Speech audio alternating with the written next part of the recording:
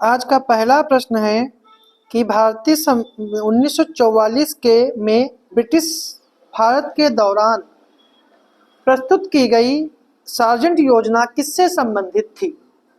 Option है प्रांतीय स्वायत्तता प्रदान करने वाले संवैधानिक सुधार से, युद्धोपरांत आर्थिक पुनर्निर्माण से, भारत में शैक्षणिक विकास से, या फिर युद्ध व्यय की वसूली के आर्थिक सुधार से। तो इसका जो सही जो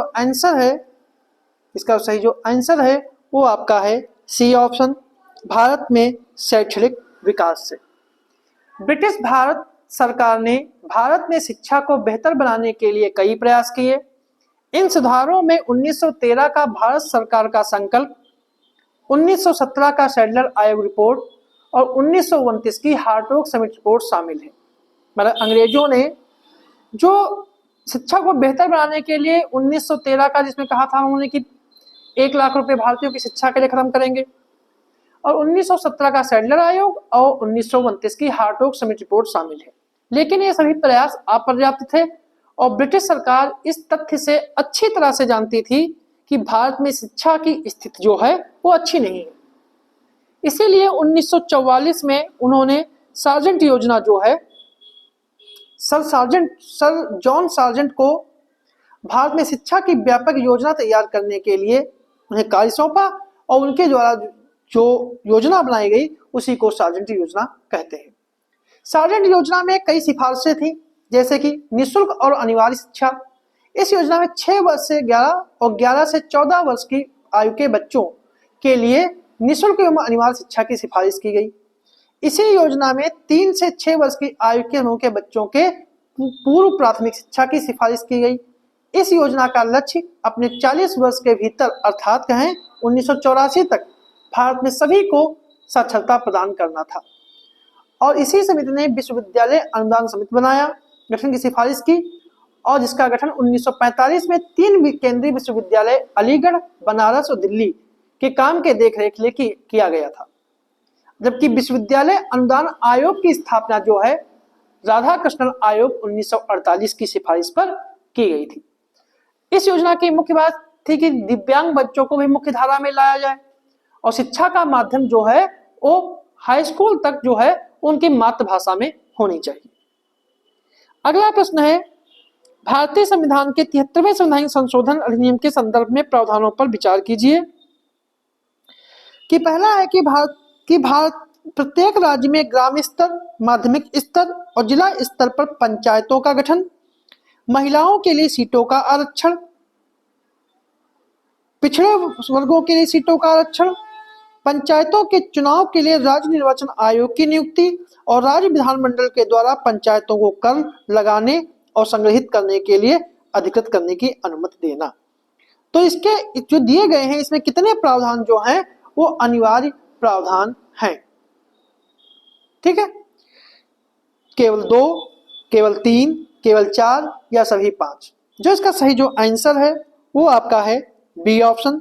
ठीक है, केवल 3, क्योंकि 73वें संवैधानिक संशोधन 1992 के तहत पंचायत राज प्रणाली में महत्वपूर्ण बदलाव किए गए।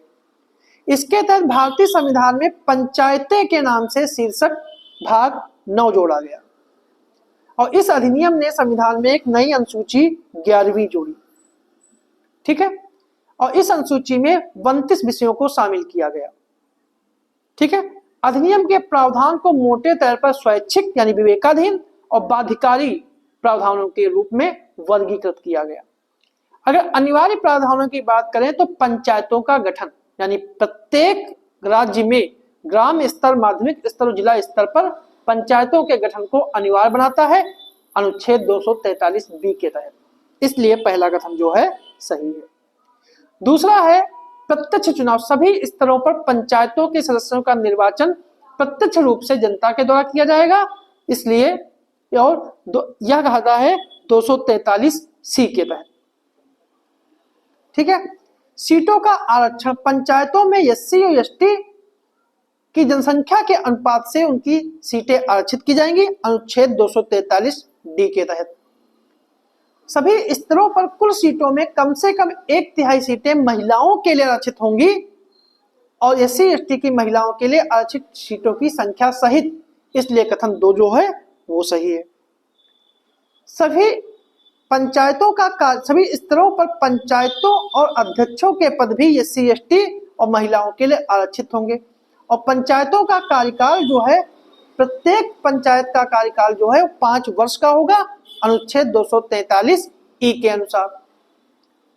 राज्य निर्वाचन आयोग जो है स्थापना का प्रावधान है, जो मतदाता सूची तैयार करने और पंचायतों के सभी चुनावों के संचालन के अधीक्षण, निर्देशन और नियंत्रण के लिए जिम्मेदार होगा, अनुच्छेद 243 के। इसलिए चौथा कथन जो है वो सही है।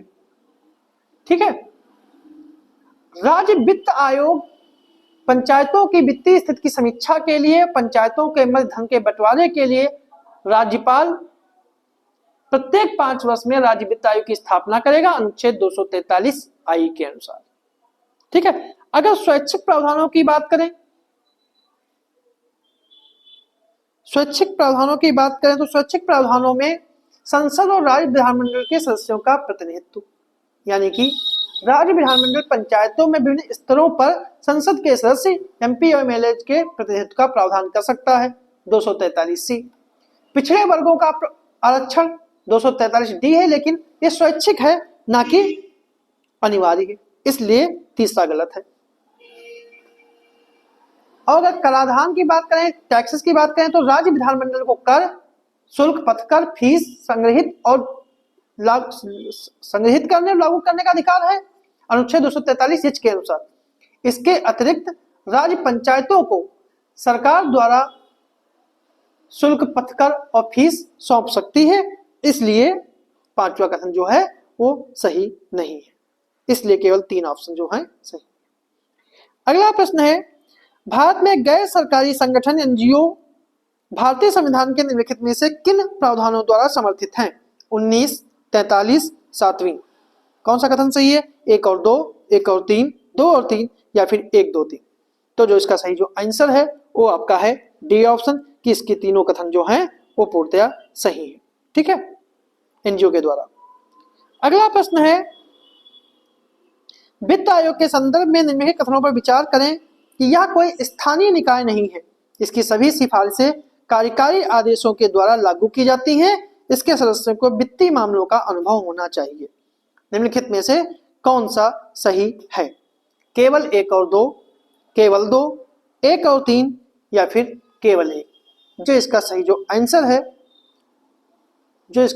आंसर है वो आपका है डी ऑप्शन, केवल 1। मतलब कि पहला कथन ही सही है। वित्त आयोग जो है या कोई स्थायी निकाय नहीं है।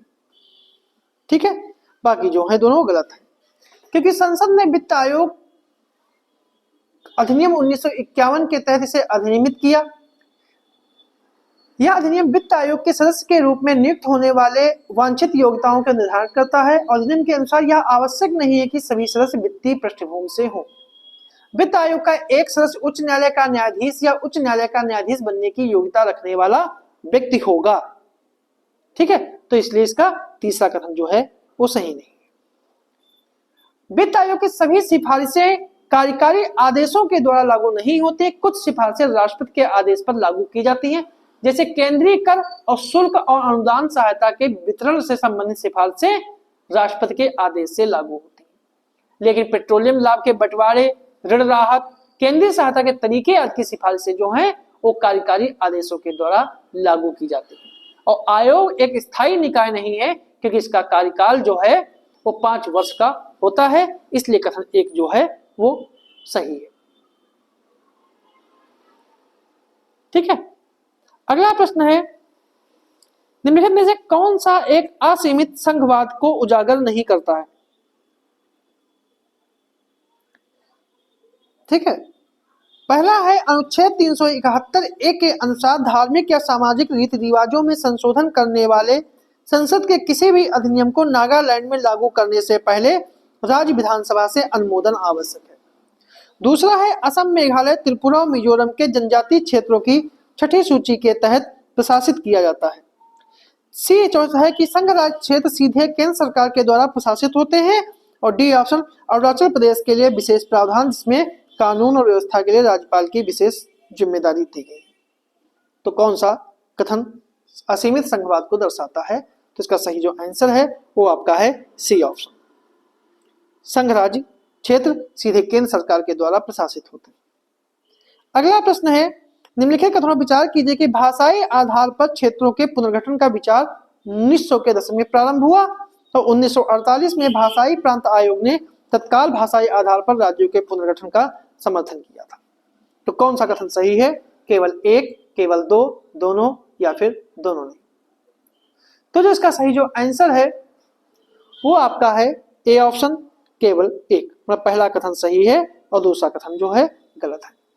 अगर हम भाषा के आधार पर राज्यों के पुनर्गठन की बात करें तो भाषाई के आधार पर क्षेत्रों के पुनर्गठन का विचार 1900 के दशक से चला आ रहा है। भारत में राज्य के भाषाई पुनर्गठन की मांग 20वीं शताब्दी की शुरुआत में प्रारंभ हुई।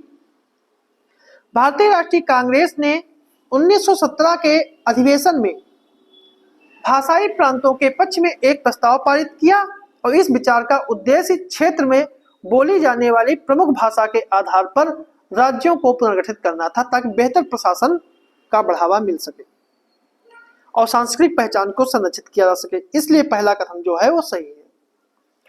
भाषाई प्रांत आयोग का गठन 1948 में भाषा के आधार पर राज्यों के पुनर्गठन की व्यवहारिकता की जांच के लिए किया गया था। और पहला जो 1948 में आयोग गठित हुआ था उसे धर आयोग कहते हैं, क्योंकि इसके अध्यक्ष जो थे वो सर्वोच्च न्यायालय के न्यायाधीश यश के धर थे।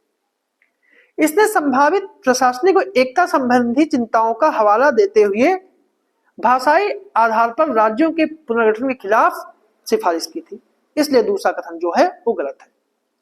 बाद में लगातार सार्वजनिक मांग और जेवीपी समिति, राज्य पुनर्गठन आयोग जैसे आयोगों के गठन के बाद भाषाई आधार पर पुनर्गठन को एक गति मिली। दिसंबर 1948 में जेवीपी समिति बनाई गई जिसमें जवाहरलाल नेहरू, वल्लभ भाई पटेल और पट्टाभी सीतारामैया थे। इस समिति का गठन भाषाई आधार पर राज्यों की बढ़ती मांग को देखते हुए किया गया था। उन्होंने इस बात पर बल दिया कि किसी तरह के पुनर्गठन से राष्ट्रीय एकता से समझौता नहीं किया जाना चाहिए और तत्काल परिवर्तनों के विरुद्ध अनुशंसा दी और सुझाव दिया कि भाषा के आधार पर राज्यों का पुनर्गठन नहीं होना चाहिए। आगे चलकर जब आंध्र प्रदेश में पोटी श्री रामालू के नेतृत्व में भाषा के आधार पर आंदोलन ने काफी जोर पकड़ा और आंदोलन हिंसात्मक हुआ पोटी श्री रामालू की मृत्यु के बाद, और एक हिंसा बड़े पैमाने पर फैली जिसके फलस्वरूप उस हिंसा के परिणाम स्वरूप उनके परिणामों को देखकर जवाहरलाल नेहरू ने आंध्र प्रदेश का गठन किया। तो आंध्र प्रदेश भाषा के आधार पर गठित होने वाला पहला राज्य बना। लेकिन जब आंध्र प्रदेश को भाषा के आधार पर मान्यता मिली तो बंबई प्रेसिडेंसी में या बंबई प्रांत में मराठी भाषी महाराष्ट्र और गुजराती भाषी गुजरात राज्य की मांग करने लगे। हिंदी भाषी हरियाणा की मांग करने लगे, पंजाबी भाषी पंजाब की मांग करने लगे। भाषा के आधार पर राज्यों के गठन की मांग काफी तेजी से जोर पकड़ ली। इस स्थिति से निपटने के लिए भारत सरकार ने 22 दिसंबर 1953 को राज्य पुनर्गठन आयोग की सिफारिश की। इसके अध्यक्ष जो थे वो उच्चतम न्यायालय के सेवानिवृत्त मुख्य न्यायाधीश फजल अली थे और दो सदस्य थे जिसमें हृदयनाथ कुंजरू और के.एम. पनिक्कर थे। आयोग ने प्रशासनिक सुविधा और सांस्कृतिक पहचान को बढ़ावा देने में भाषा को एक महत्वपूर्ण कारक मानते हुए भाषाई आधार पर राज्यों के पुनर्गठन की सिफारिश की, जिसके परिणाम स्वरूप 14 राज्य और 6 केंद्र शासित प्रदेशों का गठन हुआ। ठीक है, तो ये थे हमारे आज के कुछ प्रश्न।